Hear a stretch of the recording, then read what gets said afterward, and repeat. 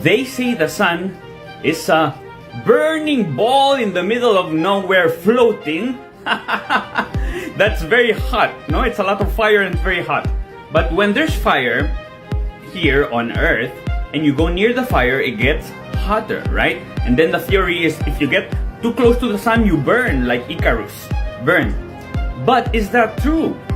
Because the higher we go up to the mountains, it gets colder. When we go high on an airplane, it gets colder. It should get hotter when you go up the mountains, right? If that was true. But where's the ice? And where does it snow? It snows at the top of the mountain and it stays there. So they lied to us again. You might be amazed to find out, but the Globers still don't understand gravitation in their own model.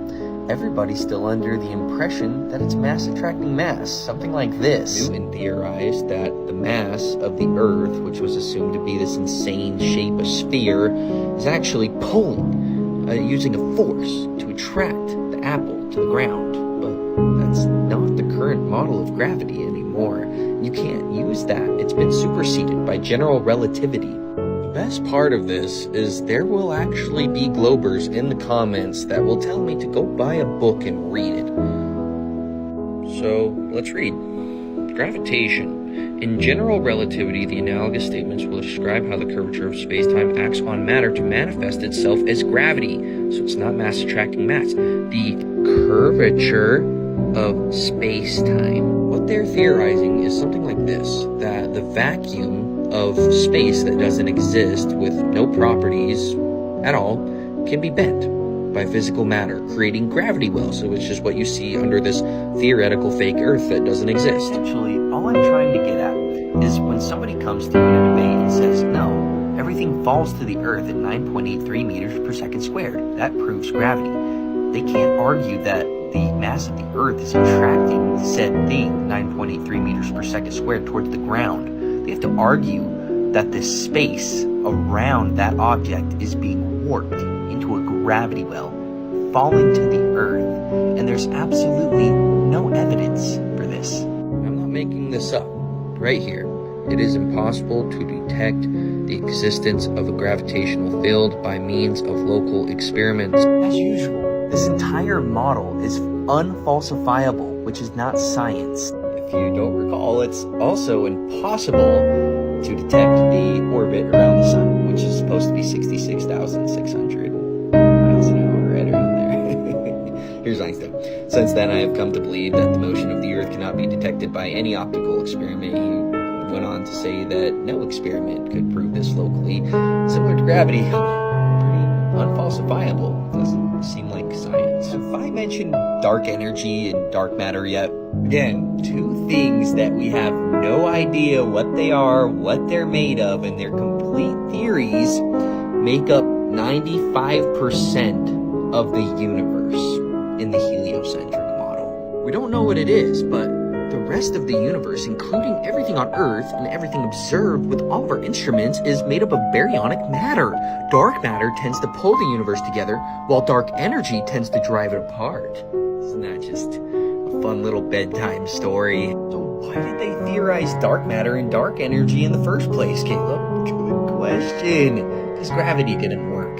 Fritz Zwicky studied the motion of galaxies within the Comet cluster and noticed that their observed velocities were much higher than could be explained by the visible matter in the galaxies, meaning there was not enough matter to explain how fast they were going with gravity's current model. So they just made up that there's dark matter, matter that you can't see, can't observe, can't experiment for, and dark energy. That is the full current model of gravity, in which needs to be defended by anybody trying to propose that we are on a ball or that the sun is the center of the solar system because it's a bigger mass or any of this nonsense. Prove gravity well. Have a good day. Believe it or not, the Globers still don't understand what gravity is in their own model. So today I'd like to thoroughly and honestly explain the extent of gravity. Heads up. Gravity is no longer mass attracting mass, theorized by Newton when an apple fell and hit him on the head. that's not what the current model of gravity is. That's hundreds of years old and was superseded by Einstein in the general theory of relativity. Globers are always telling me to buy a book and read, so let's check it out. Gravitation. In general relativity, the analogous statements will describe how the curvature of space-time acts on matter to manifest itself as gravity. What's funny is if you keep reading, in chapter 2, we motivated our discussion on manifolds by introducing Einstein equivalence principle, or EEP, in small enough regions of space-time, the laws of physics reduced to those of special relativity. It is impossible to detect the existence of a gravitational field by means of local experiments. Sounds unfalsifiable. So when you hear somebody trying to argue that gravity is mass attracting mass and the Earth's really big and it pulls us and it holds us onto the Earth, no. They have to literally argue, if I grab a pen and drop a pen, right here, drop it, they have to argue that that pen warped the space around it, created a gravity well, and fell to the Earth. Want to know how to confuse gravity? Get an orange and peel it. To understand the full extent of pseudoscience that encompasses gravity, we're definitely going to have to talk about dark energy and dark matter.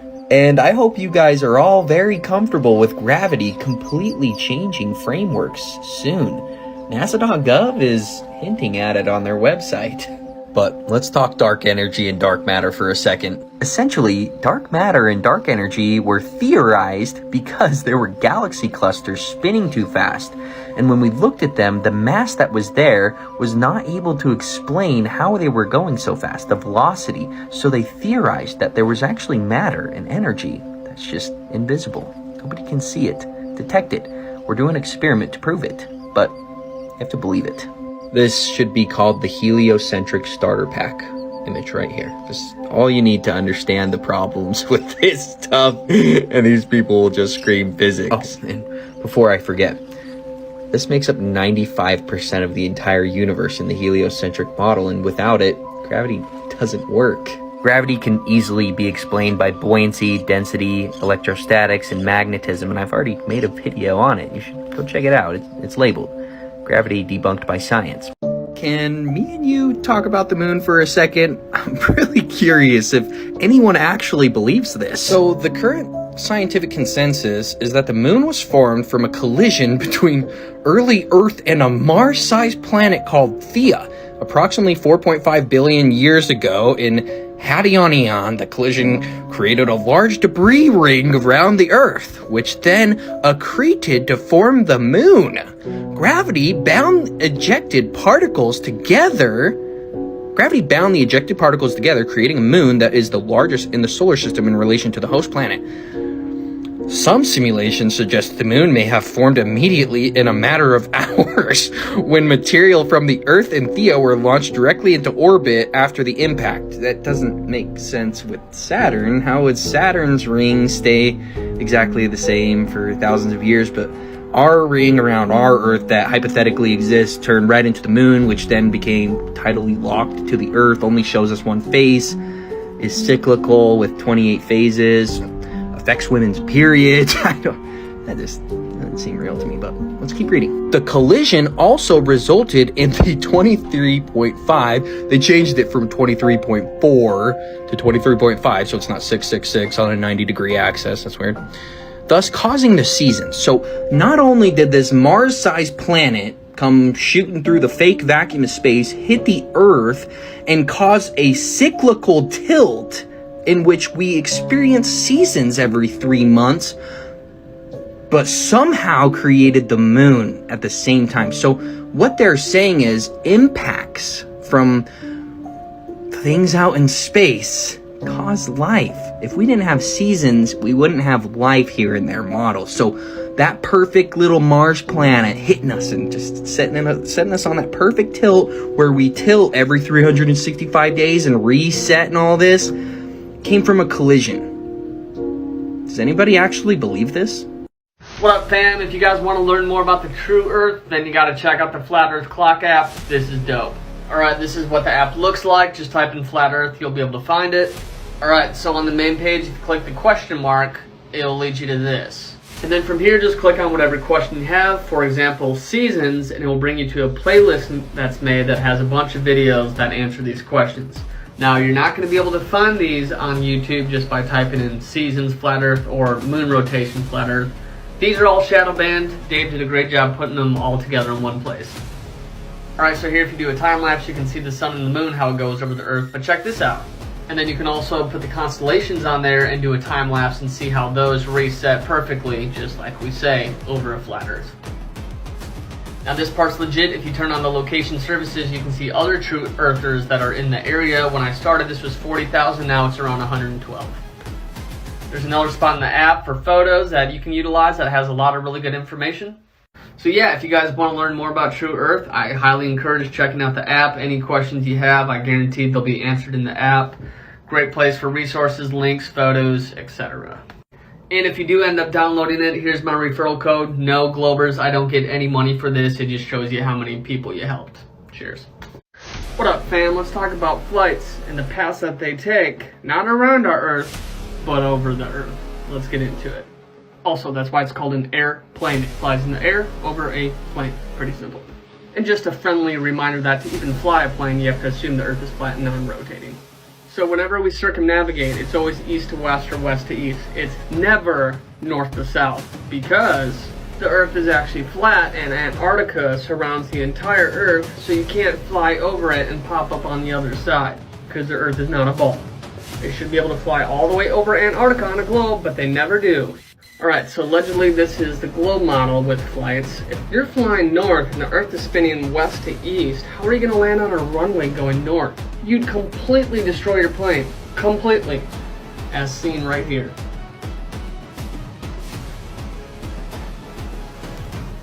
When you're traveling at the speed of, we landed about 143 knots, so that's quite fast. So, the movement of the Earth is not negligible. It's basically standing still as compared to our motion at them. The ground looks to us like it's standing still. Yeah, not an issue. Yeah, no. Alright, now with all that being said, here's some actual flights shown on a globe and a flat map. Use discernment and figure out which one makes more sense.